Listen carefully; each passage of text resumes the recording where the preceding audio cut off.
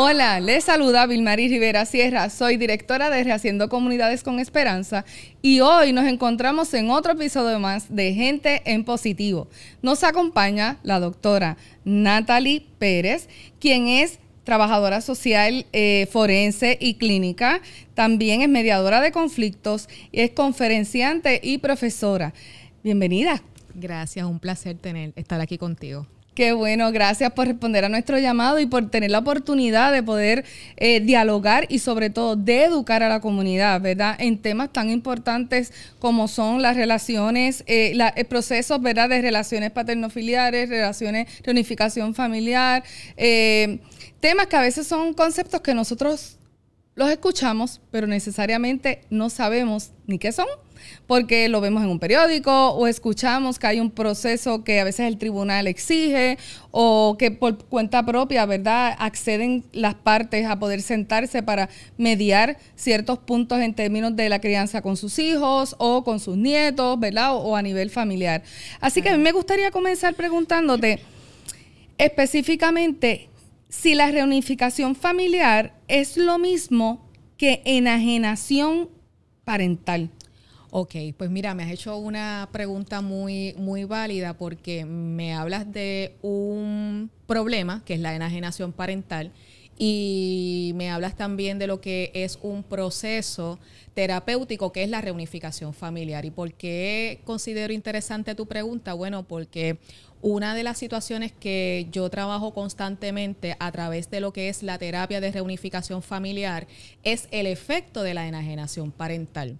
Cuando hablamos de enajenación parental estamos hablando de todas las estrategias, ¿verdad? O tácticas que pudiera utilizar un padre, una madre, un abuelo o cualquier otro familiar para enajenar, entiéndase, aislar a los niños de alguno de sus progenitores o también de otro familiar, porque se han dado situaciones donde hay un asunto de divorcio o de conflicto familiar y posiblemente uno de los padres intenta enajenar al niño de sus abuelos o de toda la familia de ese otro progenitor, aún estando casado. Entonces, es importante destacar que cuando nosotros hablamos de enajenación parental, en la mayor parte de las veces lo ubicamos como un problema que ocurre cuando hay una separación y no necesariamente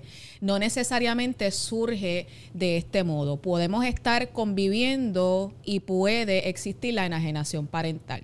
Ahora bien, en muchos de los casos donde se identifica enajenación parental y los tribunales a través de las unidades sociales identifican un rechazo, que ese es uno de los indicadores de la existencia de este problema, de uno de los niños hacia la figura del padre o la madre, pues contempla el que se pueda llevar a cabo unas terapias de reunificación.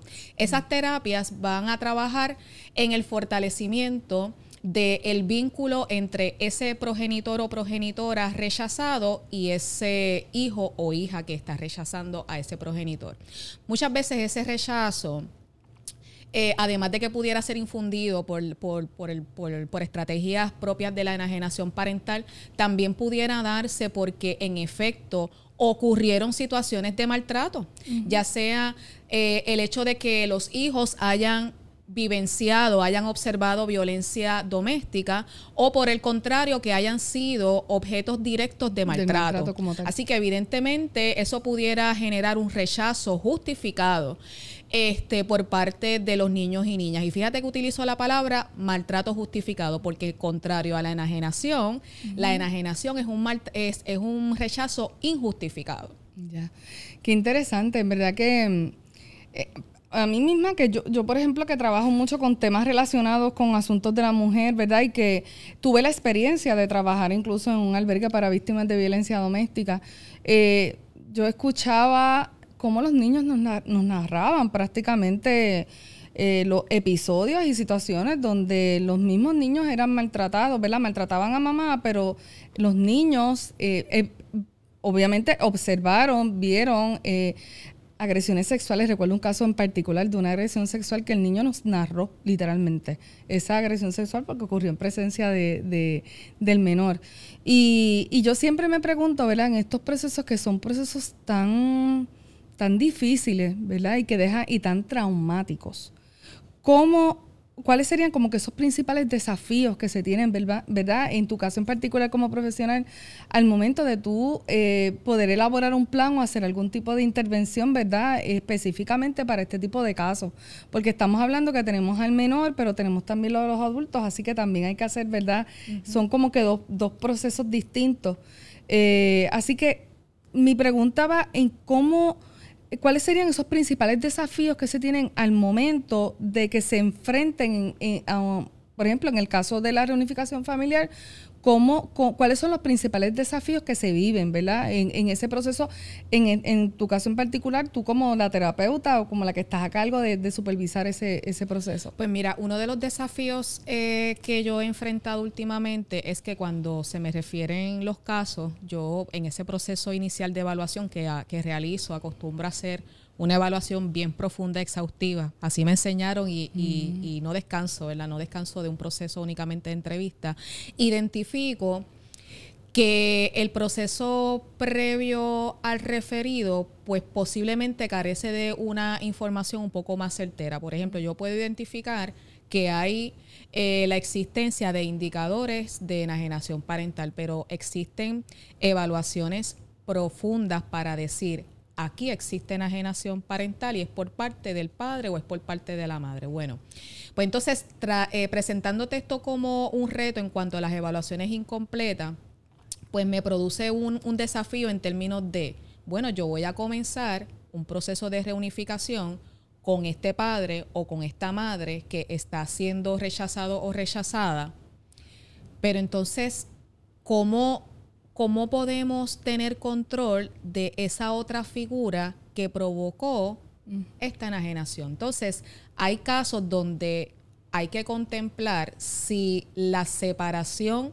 de estos niños, tanto del padre que evidentemente está siendo rechazado, porque no lo podemos ubicar ahí, porque estamos trabajando un proceso, como del padre o la madre que provoca este rechazo, pues tiene que darse, ¿verdad? Ya sea reubicando a estos niños con un familiar inmediato, no limitando el contacto necesariamente, o sea, limitando el contacto, pero que no sea un contacto tan extenso que permita continuar ejerciendo estas prácticas enajenantes.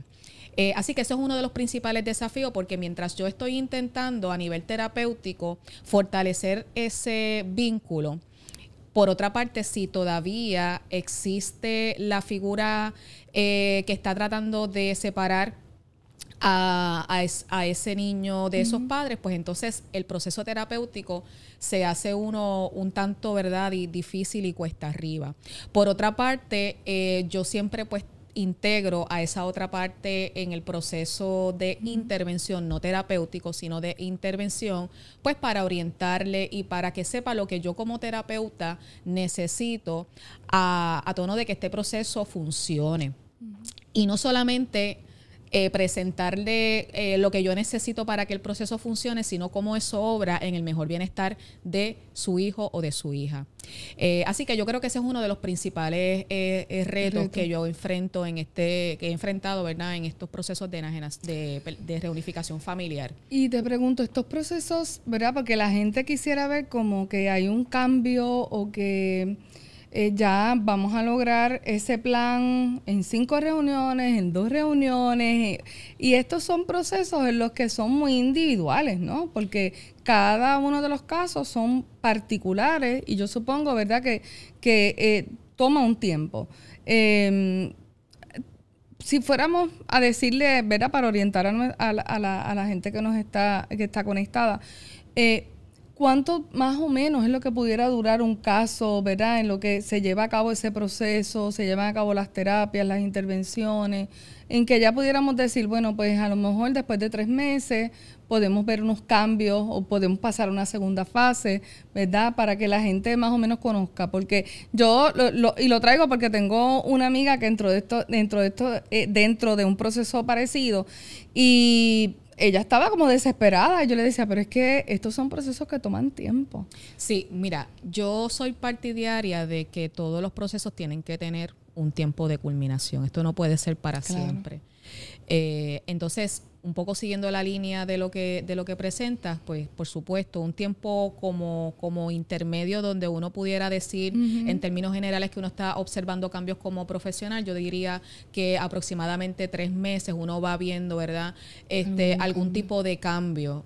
No necesariamente vemos a los 3 meses o 4 meses el llegar a la meta terapéutica, pero sí hay unos cambios que nos dicen a nosotros, como a nosotros los profesionales, hacia dónde, cuáles son los avances que ha tenido este proceso terapéutico o si realmente no está siendo funcional, ¿verdad? Entonces ahí nos toca emitir unas recomendaciones al tribunal. Yo no sé si tú has tenido la experiencia, pero yo cuando voy a sacar cita, por ejemplo, por darle un ejemplo, un fisiatra, un dentista, si las consigues 6 meses, antes de 6 meses, bueno. Qué bueno. Tenemos éxito. Pero por ejemplo, doy el ejemplo de un especialista, voy a la cita después de 6 meses o un año de espera y de momento el seguimiento tengo que esperar quizás 2 y 3 meses más. Entonces, eso pudiera ser parte de los resultados, eso forma parte de los resultados y me explico. Yo cuando admito a una persona a un proceso, ya sea de reunificación familiar, terapia de parejas u otro, tiendo a ser bastante estructurada, en el sentido de garantizarle un proceso consecutivo, ¿verdad? Y en ocasiones, pues también incluyo el que pudiéramos tener contactos antes de la cita para un poco pues ver cómo están funcionando las estrategias recomendadas, ¿verdad? Entre otros contactos que de alguna forma me mantienen vinculada como terapeuta con esos clientes que estoy trabajando. Pero también pienso que en ocasiones estos procesos de recuperación se tardan significativamente por el espacio que pudieran tener estas familias atendidas, porque es mucha la demanda y cada vez somos más pocos los profesionales que estamos dispuestos a recibir estos casos y mucho más estos casos que son de los tribunales. Sí, porque eso representa una gran responsabilidad. Claro. Ustedes tienen que emitir unos informes al tribunal, comparecer a los tribunales en muchas ocasiones, así que es un reto también a nivel profesional, ¿verdad? Porque es tiempo. Es tiempo y los riesgos a los que nos enfrentamos cuando estamos frente a un tribunal es muchísimo. Sí, y es una gran responsabilidad porque esa recomendación que se está dando como profesional, que puede cambiar la vida de ese niño, de esa familia completa, ¿verdad? Porque es la apreciación profesional que se tiene, que eso no lo entiende necesariamente la familia. Correcto. ¿Verdad? Y mucho menos lo entiende un menor que dependiendo su edad y los procesos, ¿verdad?, a los que ha estado expuesto, pues no sabe ni lo que está pasando y siente que está también como que como una especie de pelota, ¿verdad?, que estamos tirando de un lado para otro. Sí que ciertamente les afecta. Y esa era la otra pregunta que te iba a realizar. En términos de esa estabilidad, ¿cómo puedes describir esa estabilidad, ¿verdad?, en estos procesos? ¿Cómo poder manejar esa estabilidad emocional y social de los menores y de los adultos que están involucrados dentro de ese proceso? Porque también, ¿verdad?, hablo de los niños, pero también uno como adulto. Y dependiendo de qué lado es que esté, si es de la persona que se tiene que enajenar, ¿verdad?, en ese sentido, o si es de la parte que está protegiendo, ¿verdad?, o que está cercano al menor, el responsable del menor, en este caso ya sea una abuelita, ya sea, ¿verdad?, su mamá, su papá o o tutor o tutora. Ciertamente hay unas cuestiones a nivel emocionales y a nivel social también. Y me gustaría que a lo mejor nos pudieras abordar un poquito sobre esos temas. Por eso cuando hablaba sobre el proceso de reunificación familiar, yo siempre comienzo con una evaluación bastante profunda, donde yo puedo identificar cuáles son los factores que pudieran estar o que pudieran obstaculizar o entorpecer el proceso terapéutico. También un poco pues identificar cuál es el acceso que tiene esta familia para realizar ciertas actividades, porque es que El problema no se soluciona en un consultorio, ¿verdad? O en una oficina terapéutica. Es brindarle las herramientas, ¿verdad? Las estrategias a esas familias para que puedan desenvolverse y poder llegar poco a poco a su homeostasis. La homeostasis es ese equilibrio. Así que hay que saber cuál es el alcance de esa familia para entonces poder conectarlos con aquellos recursos, tareas, actividades que puedan realizar durante el proceso de recuperación. Por ejemplo, muchas veces nos centramos en qué es lo que la persona está, cuando digo nos centramos me refiero a nosotros como especialistas. ¿Qué es lo que está pensando? ¿Qué es lo que le está molestando? Bueno, eso es parte. Pero entonces también tenemos que ver qué es lo que necesita una persona a nivel holístico para llegar a esa recuperación. Bueno, pues cómo está esa alimentación. Yo trabajo mucho lo que es el aspecto de alimentación, el ejercitarse, el tener calidad de vida familiar. Tengo la fortuna de contar con muchos clientes que les gusta leer. Y eso digo que es una fortuna porque con la tecnología como que eso se ha perdido un poco, ¿no? Y son personas jóvenes, por eso es que digo que es una fortuna, porque son personas jóvenes. Entonces, esas fortalezas, según uno las va identificando, son las herramientas que nosotros como terapeuta tenemos que utilizar para que esas personas funcionen fuera de nuestras oficinas. Y claro, monitorear si lo estás haciendo, por qué no lo hiciste, qué te faltó. Por otra parte, pues educar también en los aspectos de farmacoterapia. De momento yo... Y no los culpo, pero de momento se escucha una apatía a la farmacoterapia, no a la medicación, no a esto. Bueno, yo creo que la medicación en muchos casos es necesaria, pero entonces yo tengo que educar a cada uno de esos miembros, dependiendo evidentemente las capacidades o el nivel, no capacidades, sino el nivel de etapa de desarrollo en el que se encuentra. Yo tengo que educar a ese cliente a que cuando se siente con ese especialista, que se proyecte como una persona apoderada de su proceso. Bueno, doctor, yo necesito una medicación para controlar la ansiedad y la depresión, pero yo necesito mantenerme en funcionalidad porque tengo hijos, porque soy maestra, soy educadora. Que se vea que usted está apoderado de su proceso y que usted está comprometido con él mismo, pero que también ese profesional tiene que estar dispuesto a recomendar un tratamiento que lo ayude a usted ser funcional, progresar, pero no dejar, ¿verdad?, a un lado lo que necesita para poder alcanzar esa recuperación total. Muy bien. Yo, ¿verdad? Ya prácticamente yo creo que nos has orientado extraordinariamente sobre este tema y aclarado unos conceptos bien importantes. Pienso también que podemos hacer una exhortación a las personas que están conectadas para que entiendan que estos procesos necesariamente no tenemos que tener una orden de un tribunal si vemos que hay una situación que está ocurriendo como familia, ¿verdad? O que hay un menor, alguna persona que esté expuesta ante una situación de violencia, de maltrato, para buscar ayuda.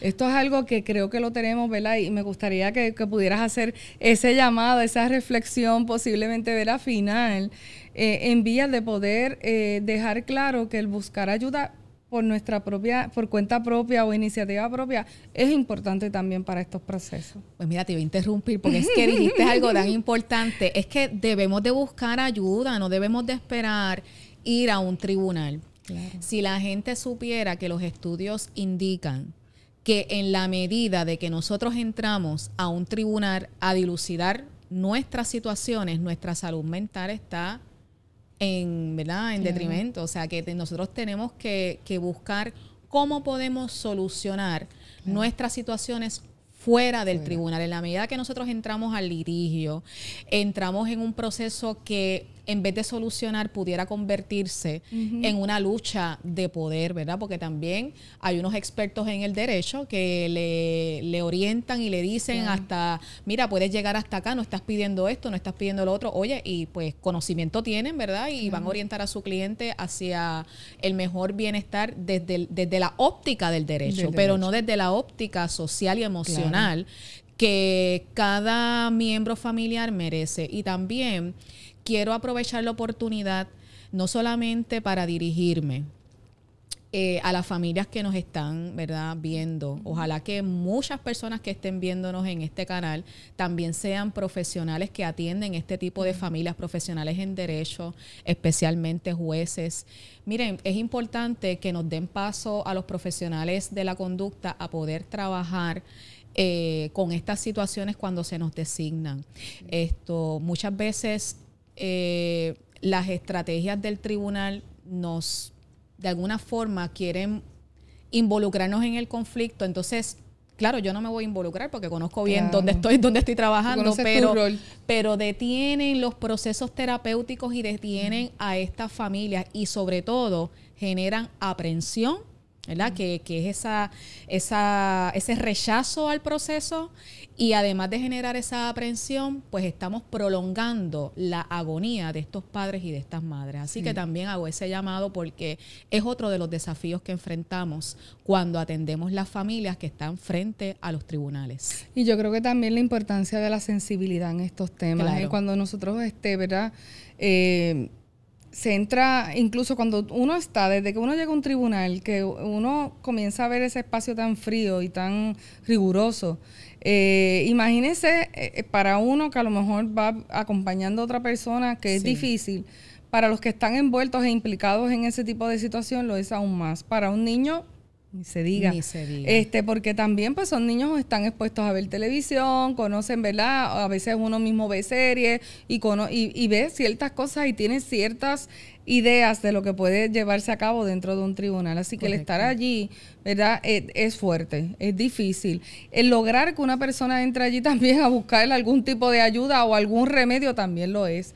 Así que haga usted por su propia cuenta. Si usted ve que las cosas, ¿verdad?, si necesitamos una mano, es una especialista o una persona que nos pueda dar su apoyo y que sea neutral en el proceso. Claro. A veces nosotros queremos buscar mediadores que no lo son, y para eso hay personas y especialistas, ¿verdad?, como la doctora, quien obviamente trabaja ese tipo de casos y que puede darles la ayuda y que cuenta con las herramientas y las estrategias necesarias para ayudarles en el proceso. Así que nos gustaría que nos dejaras saber ahora cómo te contactan. Bueno, muy importante. Bueno, pues trabajo para la fundación, para la corporación, perdón, es que también estoy manejando una fundación, pero cuento con Pérez Lunas y Asociados, ¿verdad? En Pérez Lunas y Asociados nos dedicamos a apoyar a las familias que enfrentan o dilucidan situaciones frente a los tribunales, pero como bien exhorta nuestra directora, también no hay que esperar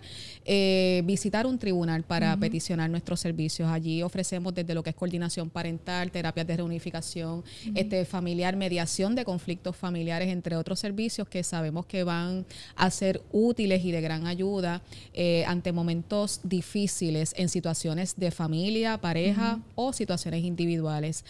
Puedes comunicarte a través del 939-787-9238, también a través del 787-241-3410. Hay un tercer número que no me acuerdo, tenía que tener entonces un teleprompter para acordarme, pero también me pueden conseguir a través de las redes por Pérez Lunas Asociados y nuestra página web, que es www.perezluna.asociado.com.